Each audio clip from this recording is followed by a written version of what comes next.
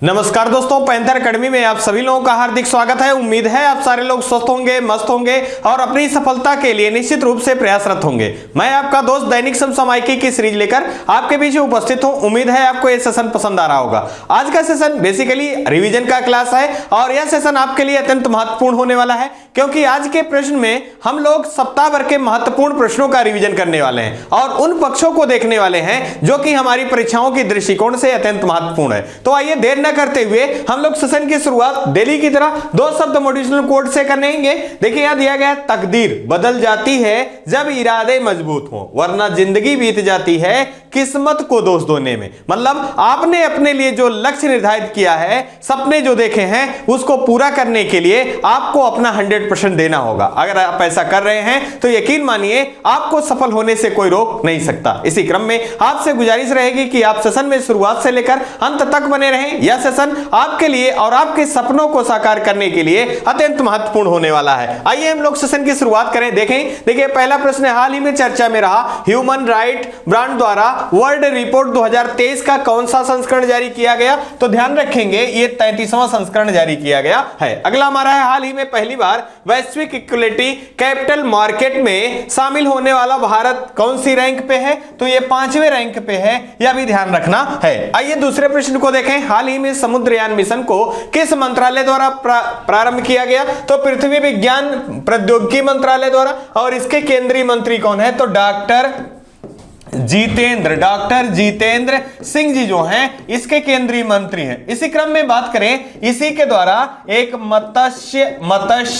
मत्स्य वाहन को अभी इजाद किया गया और ये कितनी गहराई में ले जाएंगे? तो आप ध्यान रखना है 6000 मीटर गहराई में समुद्र में इसे उतारे जाने की व्यवस्था की गई है पृथ्वी विज्ञान और प्रौद्योगिकी मंत्रालय के द्वारा। अगर हम बात करें इसका उद्देश्य क्या है, तो नीली क्रांति को बढ़ावा देना या मछली उत्पादन के क्षेत्र में और ज्यादा सुधार करना इसका मुख्य उद्देश्य है। अगला हमारा है, हाल ही में वरिष्ठ आईएएस अधिकारी शांति कुमारी को किस राज्य की पहली महिला मुख्य सचिव के पद पर नियुक्त किया गया है? तो ये तेलंगाना राज्य है। तेलंगाना की राजधानी क्या है? हैदराबाद है। साथ ही साथ आपको याद रखना है हैदराबाद किस नदी के तट पर? मूसी नदी के तट पर स्थित है। और तेलंगाना के मुख्यमंत्री कौन है? तो के चंद्रशेखर राव हैं। और अगर राज्यपाल की बात करें तो तमिलसाई सौंदरराजन है। साथ ही साथ 29वां राज्य के रूप में गठित होने वाला राज्य के रूप में कौन था? तो तेलंगाना 2 जून 2014 को नवीनतम राज्य के रूप में गठित किया गया था। किससे अलग होकर? तो आंध्र प्रदेश से अलग होकर गठित किया गया था। साथ ही साथ आप याद रखेंगे भाषा के आधार पर गठित होने वाला पहला राज्य कौन सा है? आंध्र प्रदेश है। और तेलंगाना में एक मृगवानी नेशनल पार्क है, यह भी ध्यान रखना है। आइए हम लोग अगले महत्वपूर्ण जानकारी को सीखेंगे। हाल ही में किसके द्वारा फ्यूजिटिव डस्ट बनाने वाली साइटों के लिए नई धूल नियंत्रण प्रौद्योगिकी का आविष्कार किया गया? तो केंद्रीय खान कोयला डिजाइन संस्थान के द्वारा किया गया है, यह भी ध्यान रखना है। अगला हमारा है, हाल ही में चर्चा में रणजी ट्रॉफी इतिहास में दूसरा सर्वाधिक स्कोर बनाने वाले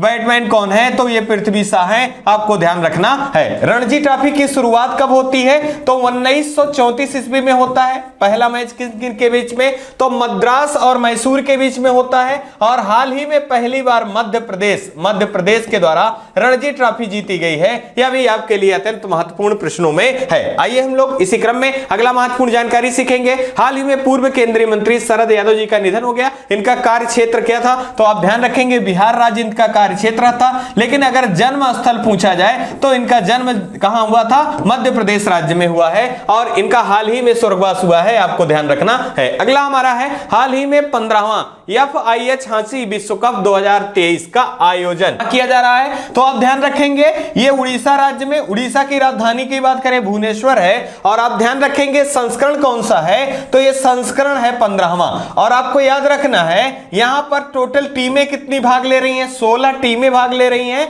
और यहां पर आप ध्यान रखना है कि भारत में हॉकी के द्वारा पहला मैच जो है वो स्पेन के द्वारा जीता गया था। यह भी आपके लिए अत्यंत महत्वपूर्ण प्रश्न के रूप में है। भारतीय हॉकी टीम के कप्तान कौन है? तो मनप्रीत सिंह है। यह भी आपके लिए अत्यंत महत्वपूर्ण जानकारी के रूप में है। इससे पहले आपको ध्यान रखना है, इससे पहले का आयोजन कहां किया गया था? तो यह आप कमेंट बॉक्स में जरूर बताएंगे कि हॉकी 2018 का आयोजन कहां किया गया था, हॉकी विश्व कप का, जो कि आपके लिए अत्यंत महत्वपूर्ण प्रश्न के रूप में है। अगला है, हाल ही में चर्चित पुस्तक जादूनामा किसके द्वारा लिखा गया है?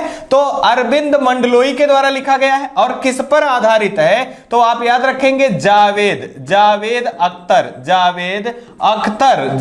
अख्तर जी की जीवन पर आधारित है। कौन? जादूनामा। और इसके लेखक कौन है? अरविंद मंडलोई। अगला हमारा है, हाल ही में चर्चा में रहा भारत जापान पर्यावरण सप्ताह का उद्घाटन किस शहर में किया गया? तो नई दिल्ली में किया गया। और यहां पर प्रतिभाग किन लोगों ने किया है? तो आप ध्यान रखेंगे जापान के पर्यावरण मंत्री, साथ ही साथ भारत के पर्यावरण मंत्री के द्वारा बैठक बुलाई गई और इसका उद्घाटन नई दिल्ली में किया गया है। वर्तमान में जापान की बात करें तो यहां की राजधानी क्या है? टोक्यो है। और यहां के प्रधानमंत्री कौन है? फूमियो कसिदो हैं। आपको याद रखना है। आइए इसी क्रम में अगला देखते हैं। हाल ही में आर्कटिक में यूरोपीय संघ द्वारा प्रथम उपग्रह प्रक्षेपण केंद्र का उद्घाटन किया गया। तो ये स्वीडन वाले क्षेत्र में किया गया है। और आर्कटिक महाद्वीप को निर्जन महाद्वीप या श्वेत महाद्वीप या गतिमान महाद्वीप के नाम से भी जाना जाता है। अगर हम बात करें साइंस के लिए समर्पित महाद्वीप के नाम से किसे जाना जाता है? तो आर्कटिक महाद्वीप है। और भारत के द्वारा जो अनुसंधान केंद्र बनाए गए हैं कौन कौन है? तो याद रखेंगे मैत्री है, भारती है, साथ ही साथ गंगोत्री जो है, ये 3 क्या बनाए गए हैं? अनुसंधान केंद्र कहां बनाए गए हैं? आर्कटिक पर बनाए गए हैं महाद्वीप में, जो कि भारत के लिए अनुसंधान का कार्य करते हैं। अगला हमारा है, हाल ही में 71वें मिस यूनिवर्स 2023 में विजेता कौन बनी है? तो ये यूएसए की है, का नाम क्या है? आर बोनी ग्रेवियल है। और ये क्रम कौन सा होगा मिस यूनिवर्स का? 71वां है। और इनको ताज किसने पहनाया है? तो जो 70वां मिस यूनिवर्स का कॉन्टेस्ट जीता था जिसने, तो वो कौन थी? हरनाज संधू के द्वारा जीता गया था। इनके द्वारा ये ताज पहनाया गया है। और ये यूएसए से है, आपको ध्यान रखना है। 70वां का आयोजन कहां किया गया था? तो इजराइल में किया गया था। और यहां 71वां का कहां किया गया था? तो यूएसए के न्यू ऑर्लियंस में इसका आयोजन किया गया था। आइए अगले प्रश्न को देखने से पहले यहां एक प्रश्न और भी ध्यान रखेंगे कि भारत के तरफ से प्रतिनिधित्व किसके द्वारा किया गया था? तो दीविता राय के द्वारा किया गया था, आपको याद रखना है। अगला हमारा प्रश्न है, हाल ही में ऑनलाइन गेमिंग में पहले उत्कृष्टता केंद्र की स्थापना कहां किए जाने की घोषणा की गई है? तो शिलांग में। अगर बात करें शिलांग की तो मेघालय राज्य की राजधानी क्या है दोस्तों? शिलांग है। और यहां के मुख्यमंत्री कौन है? कोनराड संगमा है। और अगर बात करें यहां के राज्यपाल की तो बीडी मिश्रा है। अगला हमारा, हाल ही में वॉइस ऑफ ग्लोबल साउथ शिखर सम्मेलन में प्रधानमंत्री द्वारा कौन सी घोषणा किया गया? तो 3 बिंदुओं पर घोषणा किया गया। पहला क्या? तो global south centre of excellence के बारे में, दूसरा आयोग मित्र के बारे में, तीसरा global south science and technology initiative के बारे में यहां पर घोषणा की गई। इसका आयोजन कहां किया गया यह भी ध्यान रखेंगे। तो इसका आयोजन नई दिल्ली से किया गया, आपको याद रखना है। आइए इसी क्रम में हम लोग सकारात्मक सोच को लेकर आगे बढ़ते हैं। तो देखिए यहां अगला प्रश्न आपका है, हाल ही में पहली बार नवाचार के रूप में प्रस्तावित नवाचारी 5G कहां से प्रारंभ किया गया है? तो यह मध्य प्रदेश का शहर है विदिशा। क्या? विदिशा से प्रारंभ किया गया है, यह भी ध्यान रखेंगे। अगर हम बात करें मध्य प्रदेश की तो आपको याद रखना है भारत में सर्वाधिक वन वाला राज्य कौन है? तो मध्य प्रदेश है। सबसे कम कौन है? हरियाणा है। साथ ही साथ आपको मध्य प्रदेश से याद करना है स्वच्छता श्रेणी में सबसे स्वच्छ राज्यों की सूची में पहले स्थान पर कौन है? मध्य प्रदेश है। सोया सिटी के नाम से किसे जाना जाता है? तो मध्य प्रदेश को टाइगर स्टेट की बात करें किस नाम से जाना जाता है? तो मध्य प्रदेश को जाना जाता है। अगर बात करें यहां के मुख्यमंत्री की तो आप याद रखेंगे शिवराज सिंह चौहान यहां के मुख्यमंत्री हैं। साथ ही साथ आपको यही याद रखना है कुन्हो नेशनल पार्क जहां पर नामीबिया से लाए गए 8 चीतों को रखा गया, किस राज्य से संबंधित है? मध्य प्रदेश से। अगर आपसे पूछा जाए अगले प्रश्न के रूप में तो हाल ही में मध्य प्रदेश में इंदौर शहर है जहां पर किसका आयोजन किया गया था? तो प्रवासी भारतीय सम्मेलन का आयोजन किया गया, जो कि क्रम में 17वां था। अगले प्रश्न को देखें, हाल ही में सीमा सड़क संगठन बीआरओ द्वारा किस विदेशी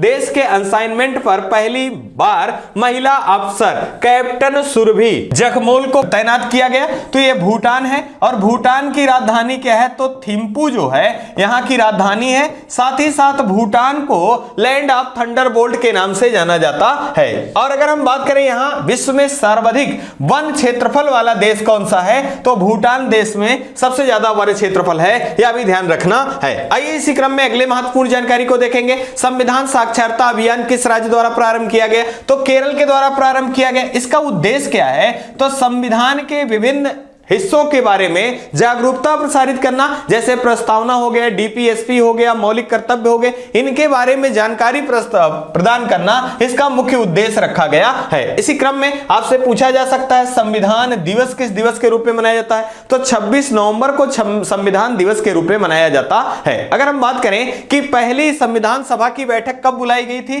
तो आप ध्यान रखेंगे 9 दिसंबर 1946 को बुलाया गया था और इसमें अस्थायी अध्यक्ष के रूप में डॉक्टर सच्चिदानंद सिन्हा को चुना जाता है। और 2 दिन बाद 11 दिसंबर को दूसरी बैठक बुलाई जाती है, जहां पर अस्थायी अध्यक्ष के रूप में डॉक्टर राजेंद्र प्रसाद जी को चुना जाता है। अगर बात करें संविधान की आत्मा किसे कहा जाता है, तो आप ध्यान रखेंगे प्रस्तावना को संविधान की आत्मा कहा जाता है। लेकिन BR अंबेडकर जी द्वारा अगर पूछा जाए तो संविधान की आत्मा किसे कहते हैं, तो आपको यहां अनुच्छेद 32 का नाम लेना होगा, आप याद रखेंगे। अगला हमारा है हाल ही में मार्ग पोर्टल किसके द्वारा लॉन्च किया गया, तो आप ध्यान रखेंगे पीयूष गोयल जी द्वारा लॉन्च किया गया है। यह भी आपके लिए अत्यंत महत्वपूर्ण प्रश्न के रूप में है। आइए हम लोग अगले महत्वपूर्ण जानकारी को देखेंगे। हाल ही में भारतीय उच्चायोग ने किस देश में सबराग युवा विश्वविद्यालय में एक हिंदी पीठ स्थापित करने की घोषणा की है, तो यह श्रीलंका में। और किस दिन, तो 10 जनवरी के दिन यह घोषणा किया गया, क्योंकि 10 जनवरी को विश्व हिंदी दिवस के रूप में मनाया जाता, हिंदी दिवस के रूप में मनाया जाता है। अगर हम बात करें यहां, तो यह श्रीलंका में स्थापित किए जाने की घोषणा की गई। श्रीलंका की बात करें तो यहां की राजधानी जयवर्धने कोट्टे है और यहां के राष्ट्रपति कौन है, रानिल विक्रमसिंघे है। और प्रधानमंत्री के रूप में हाल ही में नियुक्त किया गया है किसे, दिनेश गुणवर्धने जी को। इसी क्रम में भारत और श्रीलंका किस जल संधि द्वारा अलग होते हैं, तो आप ध्यान रखेंगे पाक जल संधि द्वारा भारत और श्रीलंका अलग होते हैं, आपको याद रखना है। अगला हमारा है हाल ही में किस संस्था द्वारा वैश्विक जोखिम रिपोर्ट 2023 जारी किया गया, तो विश्व आर्थिक मंच के द्वारा जारी किया गया, ध्यान रखना है। आइए इसी क्रम में अगले महत्वपूर्ण जानकारी को देखें। हाल ही में विश्व आर्थिक मंच की 53वीं बैठक का आयोजन कहां किया गया, तो यह दावोस में किया गया। अगर हम बात करें विश्व आर्थिक मंच की, तो आप ध्यान रखेंगे 1971 में इसकी स्थापना की जाती है और इसका मुख्यालय कहां है, जिनेवा जो कि स्विट्जरलैंड में है, आपको याद रखना है। इसी का 53वां बैठक बुलाया गया, कहां बुलाया गया, तो स्विट्जरलैंड के दावोस में बुलाया गया, यह भी आपको ध्यान रखना है। अगला हमारा हाल ही में किस रिपोर्ट के आधार पर भारत में सबसे अमीर 1% के पास कुल संपत्ति का 40% से अधिक है, तो ऑक्सफैम की रिपोर्ट आई है और जिसके अनुसार यह बताया गया है कि भारत में अरबपतियों की संख्या 166 हो गई है और पिछले वर्षों से अरबपतियों की संख्या में वृद्धि हुआ है। और ऐसा अनुमान बताया गया है कि भारत के 1% अमीर जो हैं वो कितने प्रतिशत संपत्ति रखते हैं, तो 40% से अधिक संपत्ति के मालिक भारत के 1% अमीर व्यक्ति के पास है और ये ऑक्सफैम की रिपोर्ट है। अगला जानकारी देखें, हाल ही में वर्ल्ड स्पाइस कांग्रेस के कौन से संस्करण का आयोजन 16 से 18 फरवरी को किया जाएगा, तो ये 14वां संस्करण होगा। कहां किया जाएगा, तो ये महाराष्ट्र राज्य में किया जाएगा। अगर हम बात करें महाराष्ट्र की राजधानी मुंबई है और हाल ही में यहां के मुख्यमंत्री नियुक्त किए गए हैं एकनाथ शिंदे जी और राज्यपाल कौन है, भगत सिंह कोश्यारी है।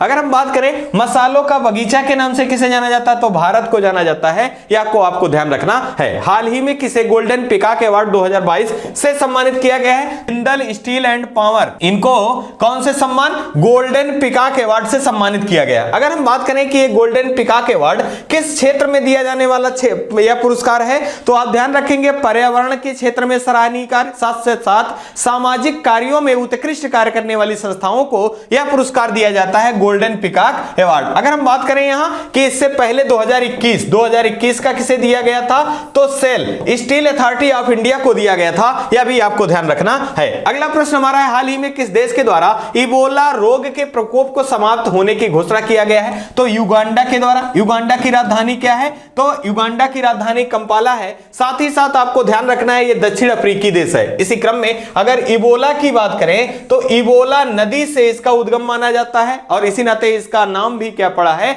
इबोला। और WHO के द्वारा घोषणा किया गया है कि युगांडा में इबोला रोग या इबोला वायरस की समाप्ति हो गई है। अगर हम बात करें WHO की तो वर्ल्ड हेल्थ ऑर्गेनाइजेशन इसका फुल फॉर्म है और 7 अप्रैल 1945 को इसकी स्थापना होती है। इसी कारण प्रत्येक अप्रैल में 7 अप्रैल को क्या मनाया जाता है? विश्व स्वास्थ्य दिवस। विश्व स्वास्थ्य दिवस जो है यह कब मनाया जाता है? तो 7 अप्रैल को मनाया जाता है। अगला हमारा है, हाल ही में 28वां क्रिटिक्स चॉइस अवार्ड 2023 में किस भारतीय फिल्म को बेस्ट फॉरेन लैंग्वेज फिल्म और बेस्ट सॉन्ग के लिए अवार्ड दिया गया? तो RRR को दिया गया है। और ये किसके निर्देशन में बनी है? यस चंद्रमौली जी के निर्देशन में बनी है। और ऑस्कर के लिए 2023 के लिए नामित होने वाली फिल्मों की सूची में भी RRR शामिल है, आपको ध्यान रखना है। अगला हमारा है, हाल ही में विश्व की पहली टीम कौन सी बनी है जिसने एक मैच में सर्वाधिक रन से जीत प्राप्त की है? तो यह भारत बना है। और किसको पराजित किया है? तो श्रीलंका को पराजित किया गया है। और कितने रनों से? तो 317 रन से, आप ध्यान रखेंगे। साथ ही साथ आप याद रखेंगे इससे पहले यह रिकॉर्ड किसके पास था? तो न्यूजीलैंड के पास यह रिकॉर्ड था। और किसको पराजित किया था? तो 2008 में आयरलैंड को पराजित करके यह रिकॉर्ड प्राप्त किया था। किसने? न्यूजीलैंड ने। अगला हमारा, हाल ही में अंधता निवारण नीति लागू करने वाला भारत का पहला राज्य कौन बना है? तो राजस्थान बना है। अगर बात करें राजस्थान की राजधानी क्या है? जयपुर। और इसे पिंक सिटी के नाम से जाना जाता है। अगर बात करें राजस्थान की तो 100 डे शहरी योजना लागू करने वाला कौन सा राज्य है? तो आप ध्यान रखेंगे ये राजस्थान राज्य है। अगर बात करें चिरंजीवी योजना राजस्थान राज्य में, अगर बात करें बोल्ड योजना राजस्थान राज्य में, साथ ही साथ अनुकृति योजना किसके द्वारा प्रारंभ की गई थी? तो यह भी राजस्थान राज्य के द्वारा प्रदान किया गया था। अंधता निवारण नीति का उद्देश्य क्या है? तो आपको ध्यान रखना है कि जो अंधता या जो दिव्यांगजन हैं उनको मुख्य धारा से जोड़ना इसका मुख्य उद्देश्य है, आपको याद रखना है। अगला हमारा प्रश्न है, हाल ही में राष्ट्रीय स्टार्टअप दिवस 16 जनवरी के रूप में पहली बार कब मनाया गया था? तो आप ध्यान रखेंगे कि राष्ट्रीय स्टार्टअप दिवस जो है यह पहली बार कब मनाया गया था? तो आप याद रखेंगे ये 2022 में मनाया गया था। इसी क्रम में यहां देखिए, अगर पूछा जाए आपसे इंडिया स्टार्टअप प्रोग्राम या भारत स्टार्टअप प्रोग्राम कब प्रारंभ किया गया था? तो 16 जनवरी 2016 को प्रारंभ किया गया था। इसी कारण 2022 में स्टार्टअप दिवस 16 जनवरी को मनाए जाने की घोषणा की गई थी। इसी क्रम में हाल ही में आप लोगों ने पढ़ रखा है कि 10 जनवरी से लेकर 16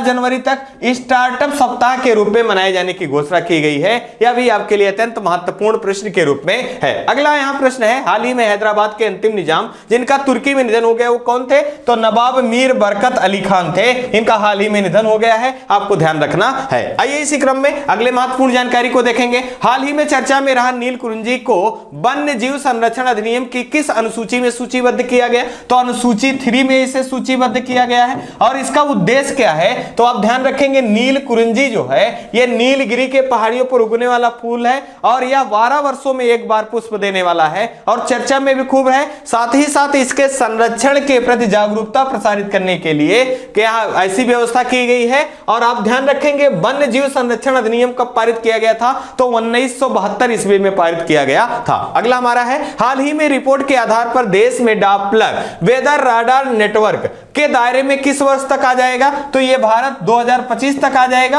और इसके लिए कुछ स्थल चिन्हित किए गए हैं जहां पर मौसम संबंधी संस्थानों का विकास किया जाना है। है। जैसे अगर बात करें, पहला क्या है, हिमाचल प्रदेश है, दूसरा क्या है तो उत्तराखंड है, और तीसरे की बात करें तो लद्दाख राज्य है, और चौथे की बात करें तो जम्मू कश्मीर है। यहां पर मौसम संबंधी घटनाओं के अध्ययन के लिए यहां पर विकास किए जाने की बात की गई है। इसी क्रम में 2025 तक ऐसा अंदाजा बताया गया है कि डॉपलर वेदर राडार नेटवर्क में पूर्ण रूप से भारत आ जाएगा, जिससे मौसम के अनुमान में या मौसम का अनुमान सही तरीके से लगाया जा सकता है। आइए इसी क्रम में अगले महत्वपूर्ण जानकारी को सीखें। हाल ही में 18 जनवरी 2023 को प्रधानमंत्री द्वारा सांसद खेल महाकुंभ 2022-23 का उद्घाटन किस स्थान पर किया गया, तो यह बस्ती में किया गया। आप ध्यान रखेंगे उत्तर प्रदेश का जिला है, और आप याद रखेंगे यह कौन सा संस्करण था, तो यह दूसरा संस्करण था। पहला संस्करण 2022 में इसका आयोजन किया गया था, और उसी का शेष भाग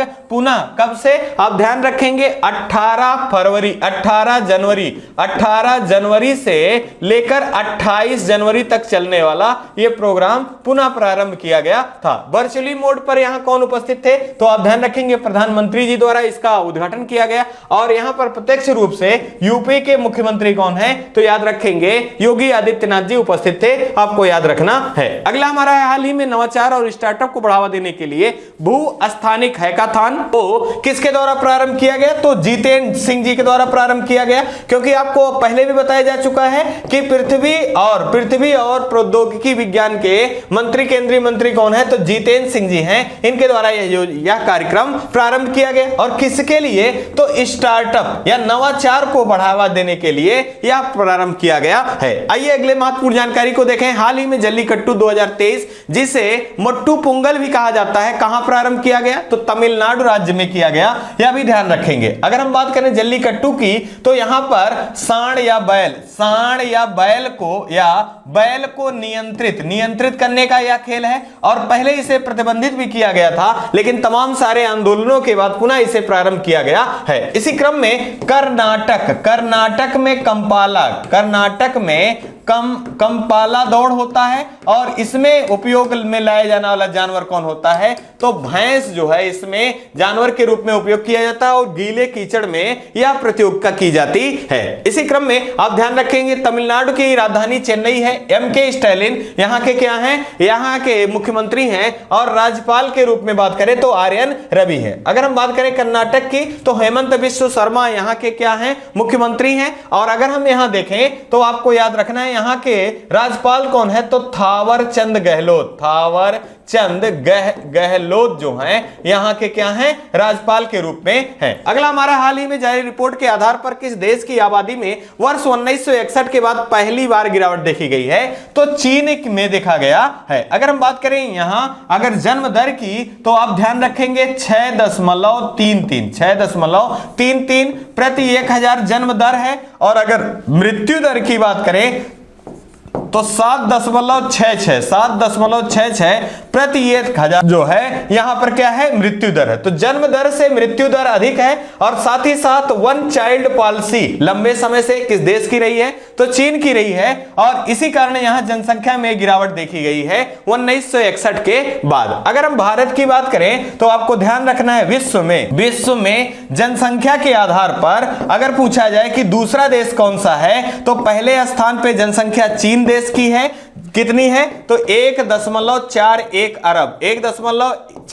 अरब है। और भारत की बात करें तो यहां भारत दूसरे स्थान पर है। और रिपोर्टों के आधार पर यह बताया गया है कि हाल ही में अगर जनसंख्या भारत की इसी तरह बढ़ती रही, तो आने वाले समय में चीन को पीछे छोड़कर देश का पहला जनसंख्या वाला देश कौन हो जाएगा, तो भारत हो जाएगा। यह भी ध्यान रखना है। आइए हम लोग आगे बढ़ते हैं, महत्वपूर्ण प्रश्नों को रिवाइज कर लेते हैं। हाल ही में भारत द्वारा किस देश की नौसेना के साथ वरुण द्विपक्षीय युद्धाभ्यास का आयोजन किया गया है? देखिए यहां सही जो हमारा विकल्प होगा यह फ्रांस है, और यह 21वां संस्करण इसका आयोजन किया गया था। और हम ध्यान रखेंगे भारत और फ्रांस के बीच दो प्रकार के युद्धाभ्यास का आयोजन किया जाता है। पहला आप याद रखेंगे वरुण, जो कि नौसेना का है। वरुण किसका है, नौसेना का है, जबकि गरुड़ की बात करें वायुसेना का है। और सेना का शक्ति युद्धाभ्यास भी फ्रांस के साथ आयोजित किया जाता है। फ्रांस की राजधानी क्या है, पेरिस है। क्या है, पेरिस है। और किस नदी के तट पर स्थित है, तो सीन नदी के तट पर स्थित है, यह भी ध्यान रखना है। अगला, हाल ही में केंद्र सरकार द्वारा अप्रैल 2023 से पेट्रोल में कितना प्रतिशत एथेनॉल मिश्रण की तैयारी की गई है? तो आप ध्यान रखेंगे 20%, और इसको ध्यान रखना है कि पहले 2030 का लक्ष्य रखा गया था, और किस आधार पर? तो राष्ट्रीय जैव अधिनियम, राष्ट्रीय जैव अधिनियम ये कब लागू किया गया था? तो 2018 के अनुसार पेट्रोल में एथेनॉल मिलाए जाने की कितनी अनुशंसा की गई थी? 20%, और इसका लक्ष्य 2030 रखा गया था। लेकिन इसमें संशोधन किया गया है, अब 2025-26 तक इस टारगेट को पूरा करना है, और इसका उद्देश्य क्या है? तो आप ध्यान रखेंगे आत्मनिर्भर भारत को सपोर्ट करना इसका मुख्य उद्देश्य रखा गया है। आइए अगले महत्वपूर्ण जानकारी को देखें। हाल ही में केंद्र सरकार द्वारा किस उद्देश्य से राष्ट्रीय शहरी प्रौद्योगिकी मिशन की शुरुआत करने की घोषणा की गई? तो ऑनलाइन नागरिक सेवा पहला, दूसरा पर्यावरणीय बुनियादी सेवा है। इसी उद्देश्य से प्रौद्योगिकी मिशन की शुरुआत करने की घोषणा की गई। अगला हमारा है, हाल ही में Womaniya on government e marketplace का सफल आयोजन कहां किया गया? तो नई दिल्ली से किया गया, और इसका उद्देश्य क्या है? तो महिलाओं को उद्यमशील बनाना इसका मुख्य उद्देश्य रखा गया है। आइए अगले महत्वपूर्ण जानकारी को देखते हैं। हाल ही में सांची स्तूप के पूर्वी गेट की प्रतिकृति का अनावरण कहां किया गया? तो जर्मनी में किया गया। जर्मनी की राजधानी बर्लिन, कहां? जर्मनी की राजधानी बर्लिन में, और ये किस नदी के तट पर है? स्प्री की नदी के तट पर स्थित है। आइए अगर हम बात करें सांची के स्तूप की, तो इसको किसके द्वारा बनवाया गया था? सम्राट अशोक के द्वारा। और ये कहां स्थित है? तो आपको याद रखना है रायसेन जिला है, और कहां है? तो ये मध्य प्रदेश से संबंधित है, और ये किस पर आधारित है? तो महात्मा बुद्ध के जीवन पर आधारित है, यह भी ध्यान रखना है। अगला है, हाल ही में विश्व आर्थिक मंच द्वारा किस भारतीय शहर में चौथी औद्योगिक क्रांति की 18वां वैश्विक केंद्र स्थापित किया गया? तो हैदराबाद में। अभी हम लोगों ने पढ़ रखा है कि हैदराबाद तेलंगाना की राजधानी है, आपको ध्यान रखना है। आइए अगले महत्वपूर्ण जानकारी को देखें। हाल ही में भारत सरकार द्वारा किस देश को पेंटावैलेंट की खुराक दान देने की घोषणा की गई है? तो क्यूबा के द्वारा, और क्यूबा की राजधानी क्या है?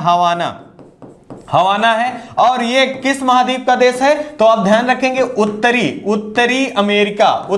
अमेरिका महाद्वीप का देश है, और इसको पेंटावैलेंट खुराक दिए जाने की घोषणा की गई है। भारत के द्वारा कितनी डोजें? तो 12,500 डोजें दी जाने की घोषणा की गई है। आइए अगले प्रश्न को देख लेते हैं। हाल ही में सबसे कम उम्र के भारतीय खिलाड़ी कौन बने हैं जिन्होंने दोहरा शतक लगाया है? तो ये शुभमन गिल बने हैं, और वनडे मैचों में सबसे तेज 1000 रन बनाने वाले खिलाड़ी कौन है? तो शुभमन गिल है। जबकि T20 की बात कर लें, सबसे तेज 1000 रन बनाने वाले पहले भारतीय खिलाड़ी कौन है? तो सूर्य कुमार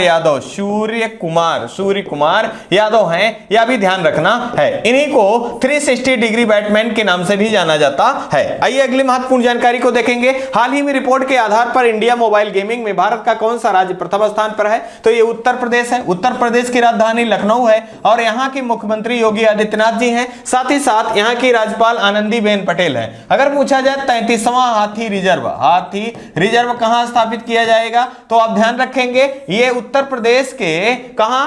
तो आप ध्यान रखेंगे पीलीभीत और खीरी लखीमपुर। साथ ही साथ आप याद रखेंगे इसका नाम तराई हाथी रिजर्व है। साथ ही साथ अगर हम बात करें, इससे पहले उत्तर प्रदेश का दूसरा होगा, इससे पहले कौन था? तो शिवालिक हाथी रिजर्व था, जो कि बुंदेलखंड से संबंधित है। अगर पूछा जाए 53वां भारत का 53वां टाइगर रिजर्व कौन सा बना है? तो आप याद रखेंगे उसका नाम क्या है? तो आप याद रखेंगे रानीपुर टाइगर रिजर्व जो है भारत का 53वां टाइगर रिजर्व के रूप में चुना गया है। अगला हमारा हाल ही में FPV, जहां फास्ट पेलोड वेसल श्रृंखला का अंतिम पोत ICGS कमला देवी को कहां से कमीशन किया गया? तो कोलकाता से कमीशन किया गया है। और कोलकाता किस नदी के तट पर स्थित है? हुगली नदी के तट पर स्थित है, यह भी ध्यान रखना है। मेट्रो सेवा कहां से प्रारंभ हुई? कोलकाता से। और अंडर वाटर मेट्रो सेवा पहली बार कहां भारत में प्रारंभ की जाएगी? कोलकाता में, यह भी ध्यान रखना है। अगला है, हाल ही में हैदराबाद त्यागराज आराधना संगीत समारोह का कौन सा संस्करण आयोजित किया गया? तो 8वां संस्करण आयोजित किया गया, यह भी ध्यान रखेंगे।